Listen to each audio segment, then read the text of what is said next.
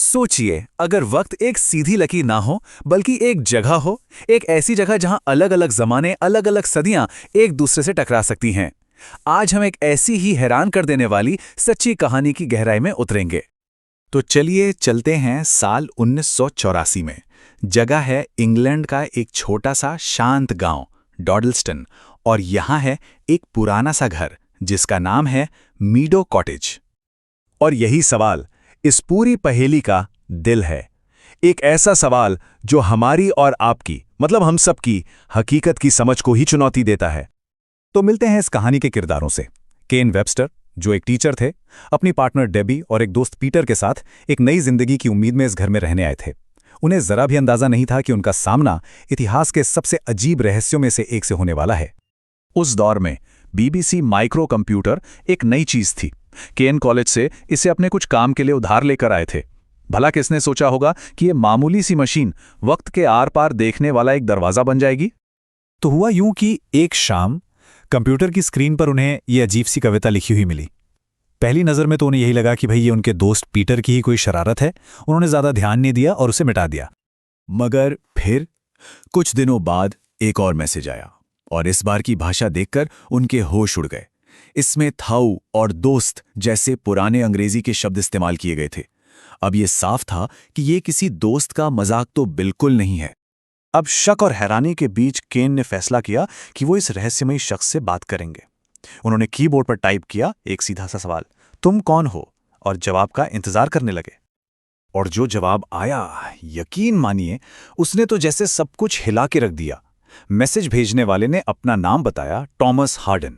उसका कहना था कि वो उसी घर में रहता है, लेकिन साल 1546 में, मतलब लगभग 450 साल पहले। उसके लिए ये कंप्यूटर एक जादुई रोशनी का बक्सा था, और केन वो कोई आत्मा थे। अब केन कोई सीधे साधे इंसान नहीं थे जो बस हर बात मान लेते। उन्होंने बाकायदा इसकी जांच पड़ताल शुरू की। उन्होंने भाषा के जानकारों से संपर्क किया, जिन्होंने कहा कि टॉमस की भाषा 100% 16वीं सदी की है, जिसकी नकल करना लगभग नामुमकिन है।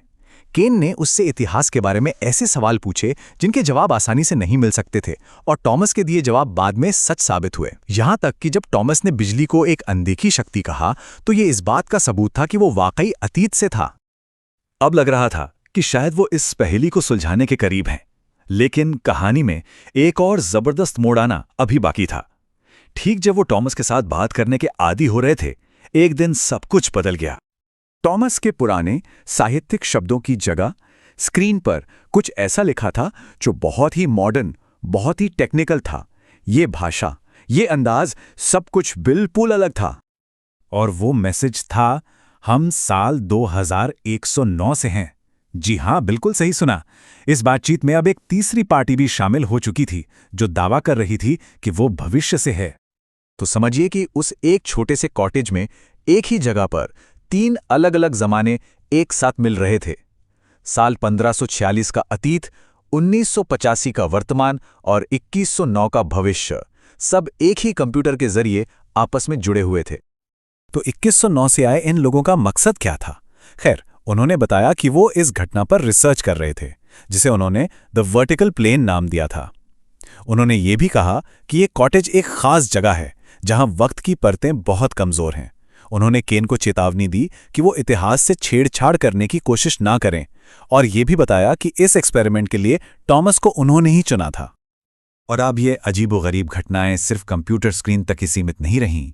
वो धीरे धीरे असल दुनिया में भी दाखिल होने लगी थीं।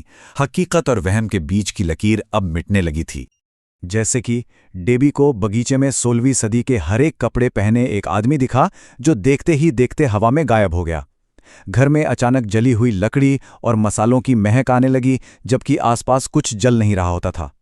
छोटी छोटी चीजें अपने आप अपनी जगह से हट जाती थीं। और फिर कहानी में एक ऐसा मोड़ आया जो दिमाग को चकरा देता है। इसे कहते हैं बूटस्ट्रैप पैराडॉक्स। समझिए इसको। केन 1985 में जो अनुभव कर रहे थे, वो उसे कंप्यूटर पर थॉमस को बता रहे थे, और थॉमस वो 1546 में बैठकर केन की बताई कहानी को एक किताब में लिख रहा था। मतलब ये कहानी खुद को ही लिख रही थी, सदियों के फासले से। तो सवाल ये उठता है कि आखिर कौन किसकी कहानी सुना रहा था? इस कहानी की शुरुआत हुई कहां से? ये एक ऐसा लूप था, एक ऐसा घेरा था जिसका कोई और छोर नहीं था। लगभग 1.5 साल 18 महीने तक ये सिलसिला चलता रहा। केन और टॉमस, जो 450 साल के फासले पर थे, एक दूसरे के दोस्त बन गए थे। और फिर एक दिन सब कुछ खामोश हो गया। अचानक 18 महीने, इतने लंबे वक्त तक चले इस अनोखे संवाद के बाद वो स्क्रीन हमेशा हमेशा के लिए खाली हो गई। न टॉमस का कोई मैसेज था, ना ही 2109 से कोई। वो बस चले गए थे। तो सवाल उठता है, क्या ये सब एक बहुत बड़ी सोची समझी कहानी थी, या फिर कुछ ऐसा हुआ था जो हमारी समझ से परे है? कुछ लोग कहते हैं कि केन एक लेखक थे, उन्होंने शोहरत के लिए ये सब गढ़ा होगा। लेकिन दूसरी तरफ भाषा की वो सटीकता, वो ऐतिहासिक जानकारी और कई लोगों का गवाह होना, ये सब किसी धोखे से कहीं ज्यादा की ओर इशारा करते हैं। आखिर में केन वेबस्टर ने सारे मैसेज, सारी बातें, अपनी पूरी कहानी को एक किताब की शक्ल दी, जिसका नाम था द वर्टिकल प्लेन। उन्होंने सारे सबूत दुनिया के सामने रख दिए ताकि लोग खुद फैसला कर सकें। और ये कहानी हमें एक बहुत बड़े सवाल के साथ छोड़ जाती है। क्या हो अगर वक्त एक सीधी सड़क ना हो, बल्कि एक ऐसी जगह हो जहां अतीत, वर्तमान और भविष्य के रास्ते एक दूसरे से आकर मिलते हों? मीडो कॉटेज की कहानी हमें इसी सवाल पर सोचने के लिए मजबूर करती है। सोचिए, अगर वक्त एक सीधी लकीर ना हो, बल्कि एक जगह हो, एक ऐसी जगह जहां अलग अलग जमाने, अलग अलग सदियां एक दूसरे से टकरा सकती हैं। आज हम एक ऐसी ही हैरान कर देने वाली सच्ची कहानी की गहराई में उतरेंगे। तो चलिए चलते हैं साल 1984 में। जगह है इंग्लैंड का एक छोटा सा शांत गांव डॉडलस्टन, और यहाँ है एक पुराना सा घर जिसका नाम है मीडो कॉटेज। और यही सवाल इस पूरी पहेली का दिल है।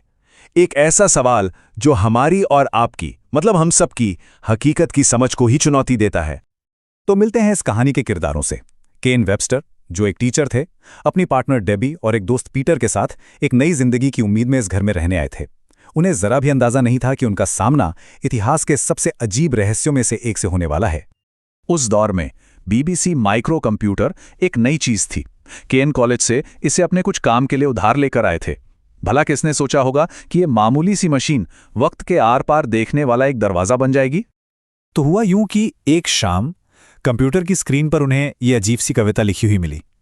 पहली नज़र में तो उन्हें यही लगा कि भाई ये उनके दोस्त पीटर की ही कोई शरारत है। उन्होंने ज़्यादा ध्यान नहीं दिया और उसे मिटा दिया। मगर फिर कुछ दिनों बाद एक और मैसेज आया, और इस बार की भाषा देखकर उनके होश उड़ गए। इसमें थाऊ और दोस्त जैसे पुराने अंग्रेजी के शब्द इस्तेमाल किए गए थे। अब ये साफ था कि ये किसी दोस्त का मजाक तो बिल्कुल नहीं है। अब शक और हैरानी के बीच केन ने फैसला किया कि वो इस रहस्यमयी शख्स से बात करेंगे। उन्होंने कीबोर्ड पर टाइप किया एक सीधा सा सवाल, तुम कौन हो, और जवाब का इंतजार करने लगे। और जो जवाब आया, यकीन मानिए, उसने तो जैसे सब कुछ हिला के रख दिया। मैसेज भेजने वाले ने अपना नाम बताया, टॉमस हार्डन। उसका कहना था कि वो उसी घर में रहता है, लेकिन साल 1546 में, मतलब लगभग 450 साल पहले। उसके लिए ये कंप्यूटर एक जादुई रोशनी का बक्सा था, और केन वो कोई आत्मा थे। अब केन कोई सीधे साधे इंसान नहीं थे जो बस हर बात मान लेते। उन्होंने बाकायदा इसकी जांच पड़ताल शुरू की। उन्होंने भाषा के जानकारों से संपर्क किया, जिन्होंने कहा कि टॉमस की भाषा 100% 16वीं सदी की है, जिसकी नकल करना लगभग नामुमकिन है। केन ने उससे इतिहास के बारे में ऐसे सवाल पूछे जिनके जवाब आसानी से नहीं मिल सकते थे, और टॉमस के दिए जवाब बाद में सच साबित हुए। यहां तक कि जब टॉमस ने बिजली को एक अनदेखी शक्ति कहा, तो ये इस बात का सबूत था कि वो वाकई अतीत से था। अब लग रहा था कि शायद वो इस पहेली को सुलझाने के करीब हैं, लेकिन कहानी में एक और जबरदस्त मोड़ आना अभी बाकी था। ठीक जब वो टॉमस के साथ बात करने के आदी हो रहे थे, एक दिन सब कुछ बदल गया। टॉमस के पुराने साहित्यिक शब्दों की जगह स्क्रीन पर कुछ ऐसा लिखा था जो बहुत ही मॉडर्न, बहुत ही टेक्निकल था। ये भाषा, ये अंदाज, सब कुछ बिल्कुल अलग था। और वो मैसेज था, हम साल 2109 से हैं। जी हां, बिल्कुल सही सुना। इस बातचीत में अब एक तीसरी पार्टी भी शामिल हो चुकी थी, जो दावा कर रही थी कि वो भविष्य से है। तो समझिए कि उस एक छोटे से कॉटेज में एक ही जगह पर 3 अलग अलग जमाने एक साथ मिल रहे थे। साल 1546 का अतीत, 1985 का वर्तमान और 2109 का भविष्य, सब एक ही कंप्यूटर के जरिए आपस में जुड़े हुए थे। तो 2109 से आए इन लोगों का मकसद क्या था? खैर, उन्होंने बताया कि वो इस घटना पर रिसर्च कर रहे थे, जिसे उन्होंने द वर्टिकल प्लेन नाम दिया था। उन्होंने ये भी कहा कि ये कॉटेज एक खास जगह है जहां वक्त की परतें बहुत कमजोर हैं। उन्होंने केन को चेतावनी दी कि वो इतिहास से छेड़छाड़ करने की कोशिश ना करें, और ये भी बताया कि इस एक्सपेरिमेंट के लिए टॉमस को उन्होंने ही चुना था। और अब ये अजीबोगरीब घटनाएं सिर्फ कंप्यूटर स्क्रीन तक ही सीमित नहीं रहीं, वो धीरे धीरे असल दुनिया में भी दाखिल होने लगी थीं। हकीकत और वहम के बीच की लकीर अब मिटने लगी थी। जैसे कि डेबी को बगीचे में 16वीं सदी के हर एक कपड़े पहने एक आदमी दिखा जो देखते ही देखते हवा में गायब हो गया। घर में अचानक जली हुई लकड़ी और मसालों की महक आने लगी, जबकि आसपास कुछ जल नहीं रहा होता था। छोटी छोटी चीजें अपने आप अपनी जगह से हट जाती थीं। और फिर कहानी में एक ऐसा मोड़ आया जो दिमाग को चकरा देता है। इसे कहते हैं बूटस्ट्रैप पैराडॉक्स। समझिए इसको। केन 1985 में जो अनुभव कर रहे थे वो उसे कंप्यूटर पर थॉमस को बता रहे थे, और थॉमस वो 1546 में बैठकर केन की बताई कहानी को एक किताब में लिख रहा था। मतलब ये कहानी खुद को ही लिख रही थी, सदियों के फासले से। तो सवाल ये उठता है कि आखिर कौन किसकी कहानी सुना रहा था? इस कहानी की शुरुआत हुई कहां से? ये एक ऐसा लूप था, एक ऐसा घेरा था जिसका कोई और छोर नहीं था। लगभग 1.5 साल 18 महीने तक ये सिलसिला चलता रहा। केन और टॉमस, जो 450 साल के फासले पर थे, एक दूसरे के दोस्त बन गए थे। और फिर एक दिन सब कुछ खामोश हो गया। अचानक 18 महीने, इतने लंबे वक्त तक चले इस अनोखे संवाद के बाद वो स्क्रीन हमेशा हमेशा के लिए खाली हो गई। न टॉमस का कोई मैसेज था, ना ही 2109 से कोई। वो बस चले गए थे। तो सवाल उठता है, क्या ये सब एक बहुत बड़ी सोची समझी कहानी थी, या फिर कुछ ऐसा हुआ था जो हमारी समझ से परे है? कुछ लोग कहते हैं कि केन एक लेखक थे, उन्होंने शोहरत के लिए ये सब गढ़ा होगा। लेकिन दूसरी तरफ भाषा की वो सटीकता, वो ऐतिहासिक जानकारी और कई लोगों का गवाह होना, ये सब किसी धोखे से कहीं ज्यादा की ओर इशारा करते हैं। आखिर में केन वेबस्टर ने सारे मैसेज, सारी बातें, अपनी पूरी कहानी को एक किताब की शक्ल दी, जिसका नाम था द वर्टिकल प्लेन। उन्होंने सारे सबूत दुनिया के सामने रख दिए ताकि लोग खुद फैसला कर सकें। और ये कहानी हमें एक बहुत बड़े सवाल के साथ छोड़ जाती है। क्या हो अगर वक्त एक सीधी सड़क ना हो, बल्कि एक ऐसी जगह हो जहां अतीत, वर्तमान और भविष्य के रास्ते एक दूसरे से आकर मिलते हों? मीडो कॉटेज की कहानी हमें इसी सवाल पर सोचने के लिए मजबूर करती है।